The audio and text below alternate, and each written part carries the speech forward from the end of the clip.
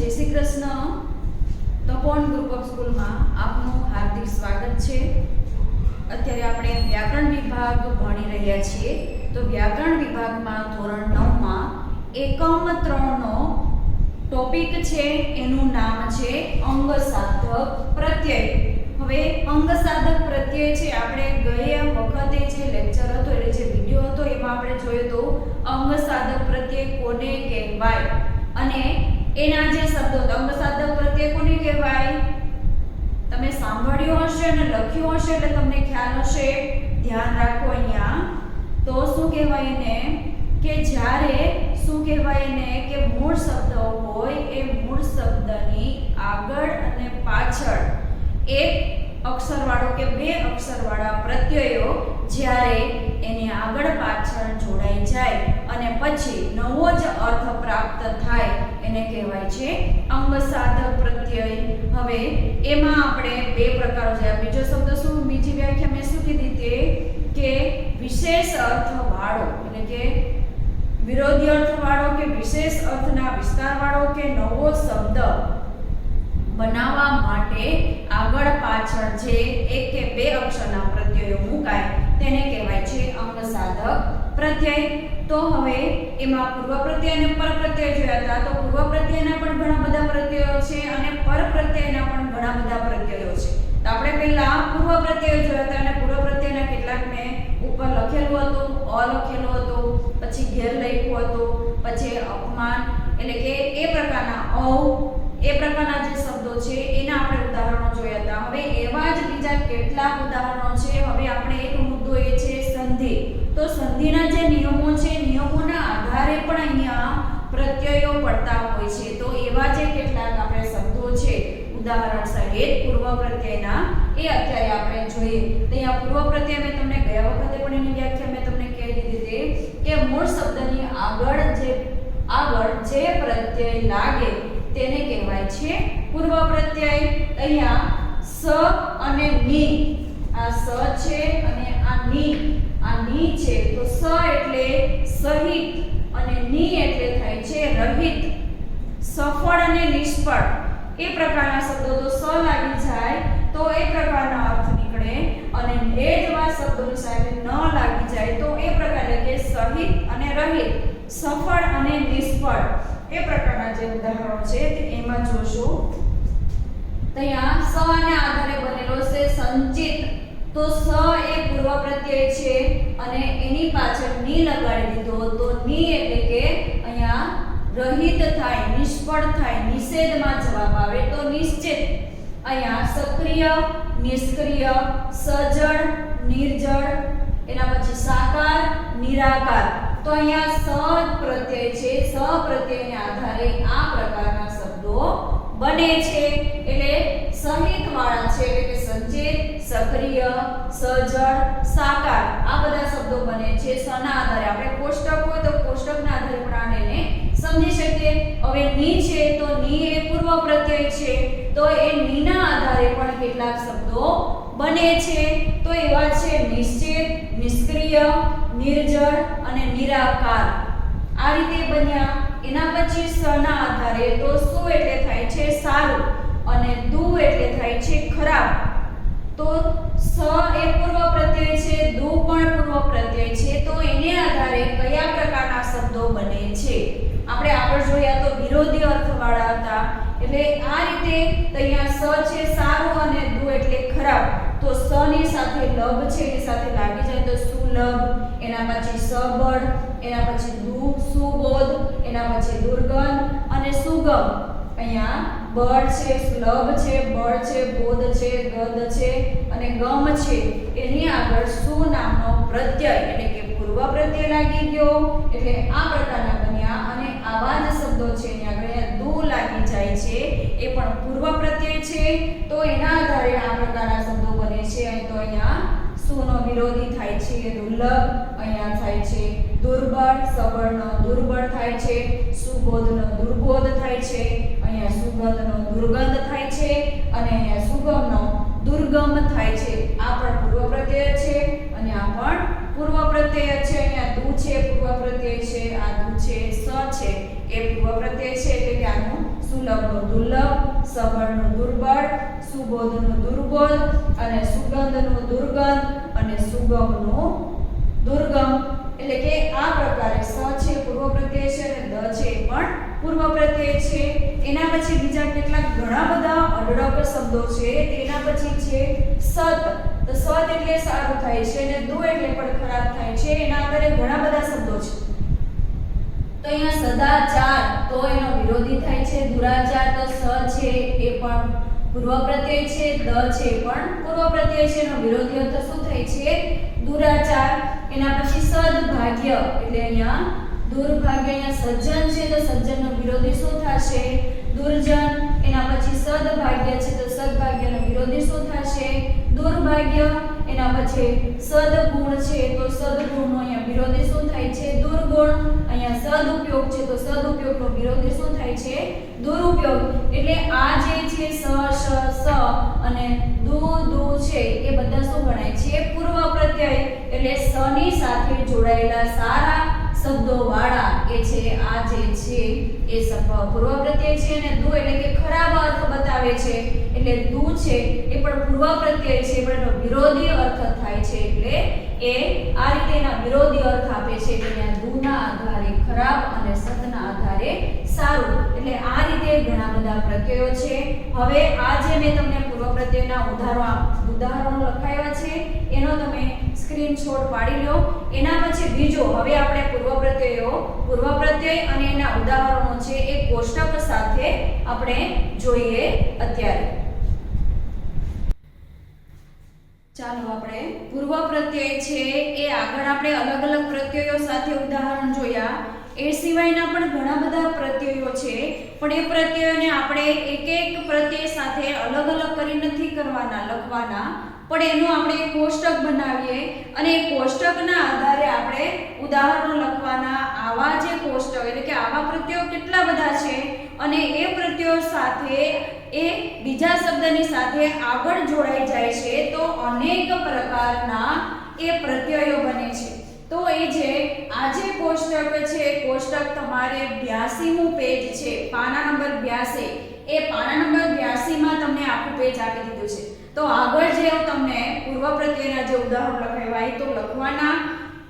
એ સિવાયના આ જે કોષ્ટક છે એ કોષ્ટક પણ તમારે લખવાનું છે કેમ કે આ જે પ્રત્યયો છે તમારે 9મામાં, 10મામાં, 11મામાં પણ પૂછાય છે અને 12મામાં પણ પૂછાય છે. હવે આ જે તમે 9મું ધોરણ છે એટલે કદાચ સરળ તમને પૂછી શકે પણ પ્રત્યયો એને કઈ રીતે ઓળખવા એક અઘરો વિષય બની જાય છે એટલે કે ટોપિક. એટલે એના માટે સમજવા જરૂરી છે.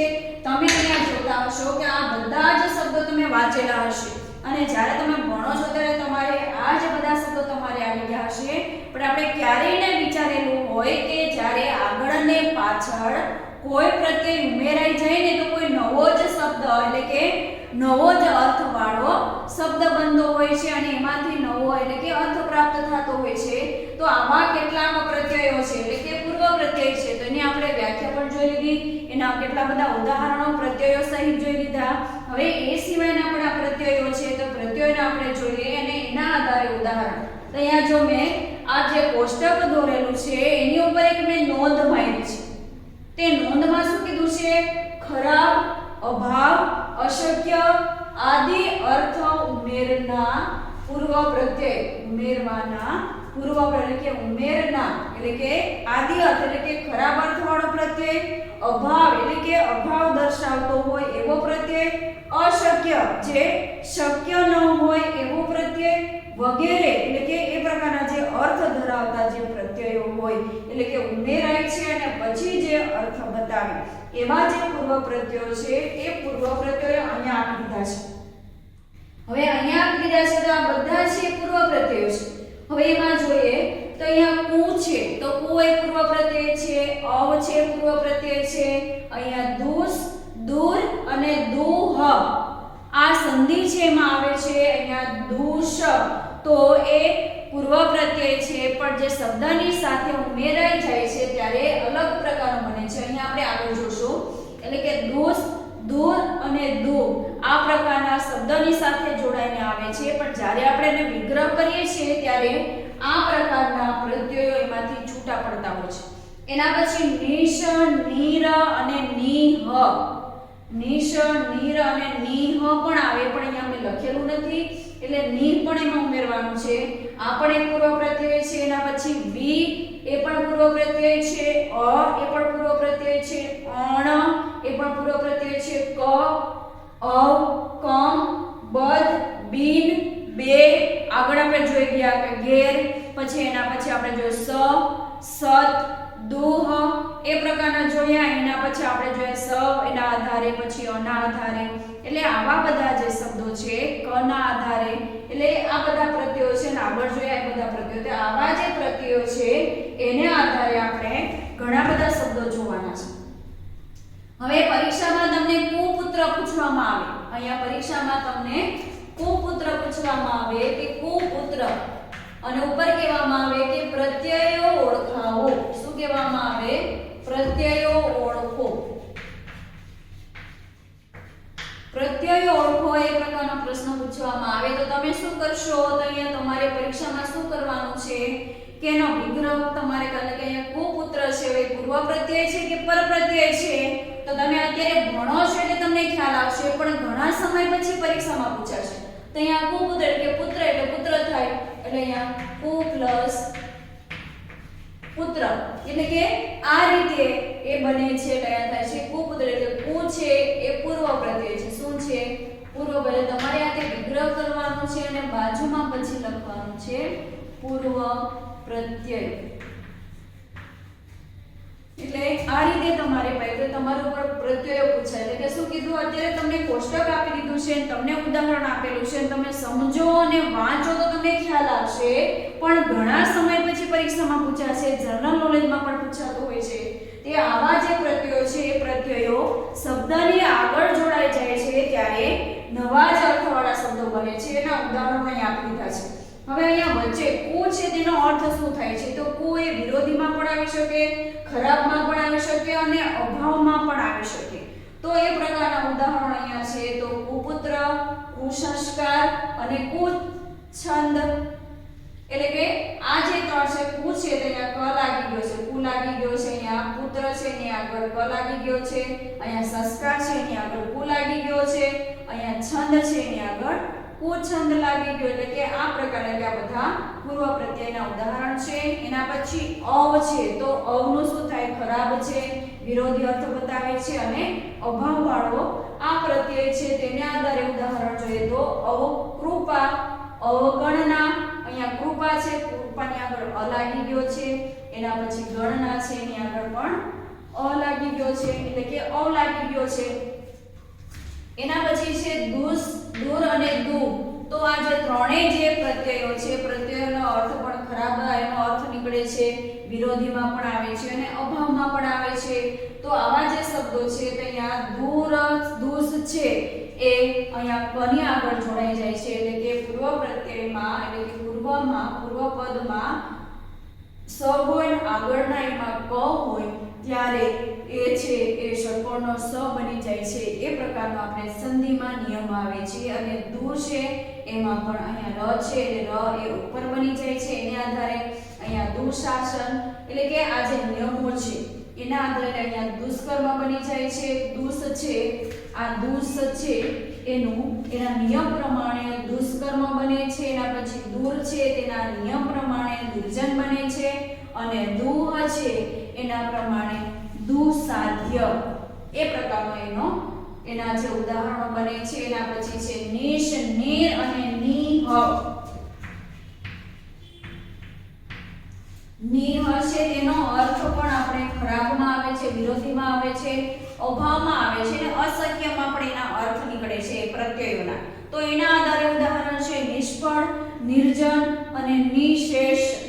તો અહીંયા ઉપર મેં જે પ્રકારે કીધું કે જે પૂર્વ પદ છે એની આગળ સ આવતો હોય અને પછીનો જે શબ્દ છે એની આગળ ફ આવતો હોય તો સસલાનો સ છે એ ષટ્કોણનો સ બની જાય છે સંધિના નિયમ પ્રમાણે.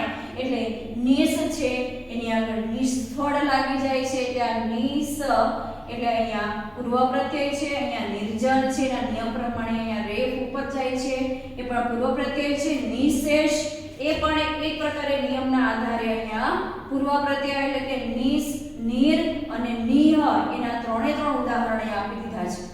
એના પછી વી છે, તો અહીંયા વી છે એનો પર અર્થ ખરાબ નીકળે છે, વિરોધી નીકળે છે, અભાવ છે અને અશક્ય છે. હવે એના આધારે અહીંયા શું કહે છે? વિસર્જન, વિકેન્દ્રિત, વિવેક એ પ્રકારના જે શબ્દો છે એના પર આધારે એટલે કે આ પ્રકારના બને છે. પછી અ છે તો પણ આપણે આગળ જોઈ લીધું, એના આધારે અ છે પણ ખરાબમાં, વિરોધીમાં, અભાવમાં અને શક્યમાં આવે છે.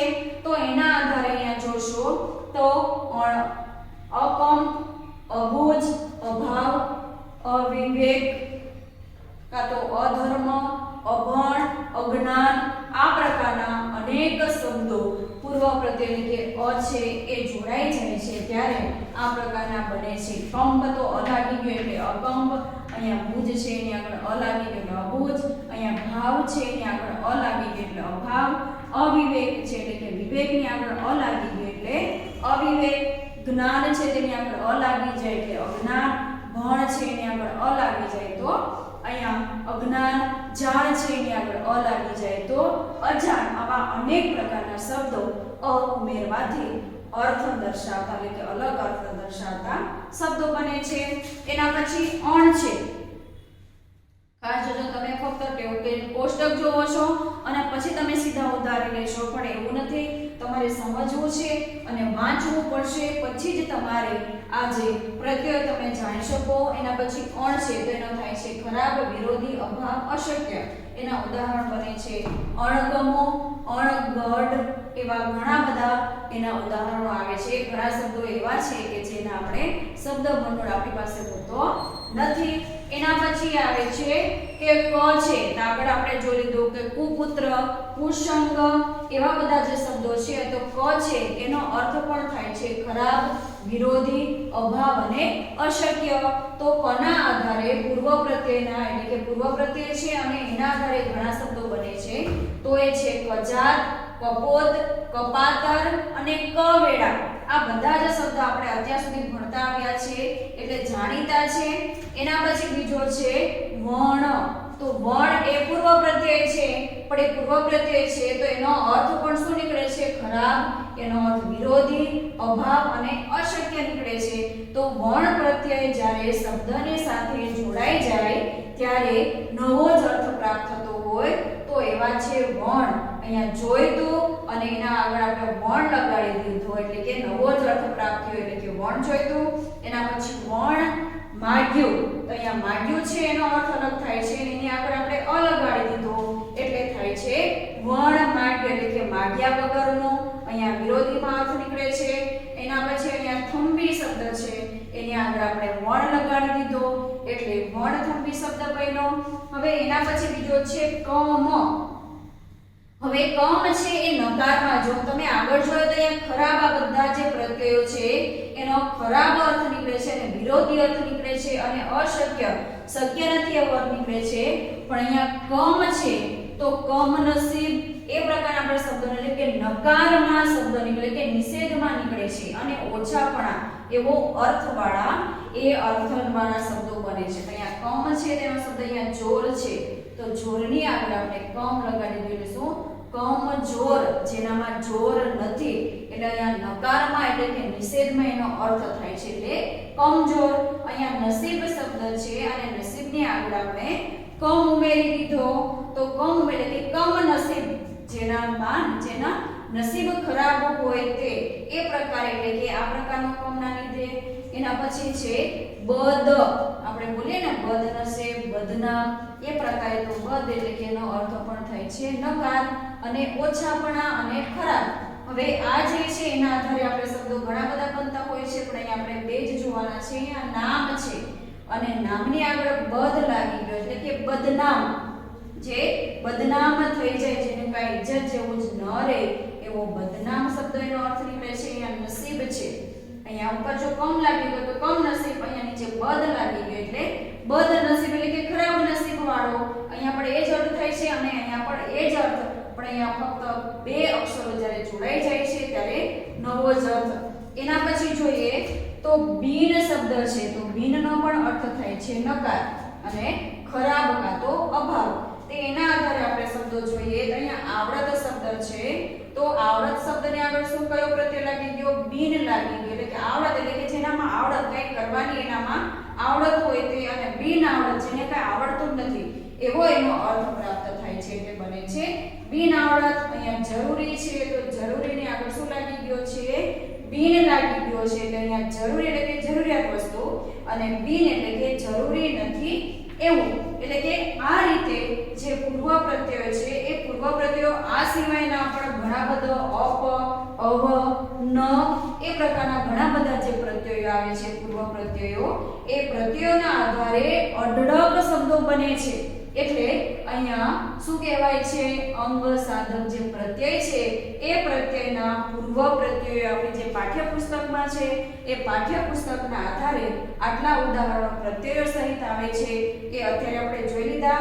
અને એ સિવાયના આવતો જે લેક્ચર હશે એ લેક્ચરમાં આપણે પર પ્રત્યય, જે પર પ્રત્યય છે એ પર પ્રત્યયના આપણે એની વ્યાખ્યા, એના ઉદાહરણ એક કોષ્ટક સાથે આપણે આવતા લેક્ચરમાં જોઈશું. અત્યારે અહીં પૂર્વ પ્રત્યયના પ્રત્યયો અને ઉદાહરણ પૂર્ણ થાય છે અને બધું તમારે લખી લેવાનું રહેશે. અસ્તુ. જય હિન્દ.